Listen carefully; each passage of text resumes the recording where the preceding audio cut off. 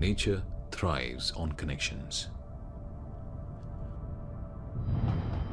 Water nourishes crops. Forests regulate climate. Energy powers livelihoods, and ecosystems sustain life. But when we manage these resources in isolation, we invite deepening crisis. Water shortages, energy blackouts, and environmental disasters. Unlike in nature, our management of vital natural resource systems are divided between departments, managed in silos with little coordination. This fragmentation slows progress, increases costs, and as the population expands and the climate crisis worsens, stressing water and natural resources, it hits the most vulnerable the hardest.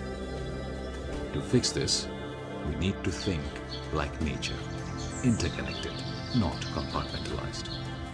That's where the WEFE nexus comes in, a smarter way to manage water, energy, food, and ecosystems together. It helps us avoid harmful trade-offs, like hydropower diverting water from a river system, and unlock powerful synergies across sectors. The WEFE Nexus approach imagines a future where agencies collaborate, not compete, sharing plans, data, insights, and budgets. Experts, officers, user associations, and municipalities working together from day one.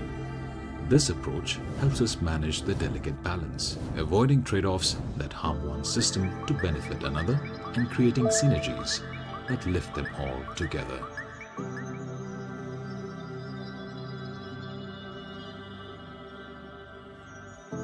Trade-offs such as a spring drying up when a forest is cleared for usage, and synergies such as developing recharge ponds in watershed areas that can improve spring flows in downstream communities.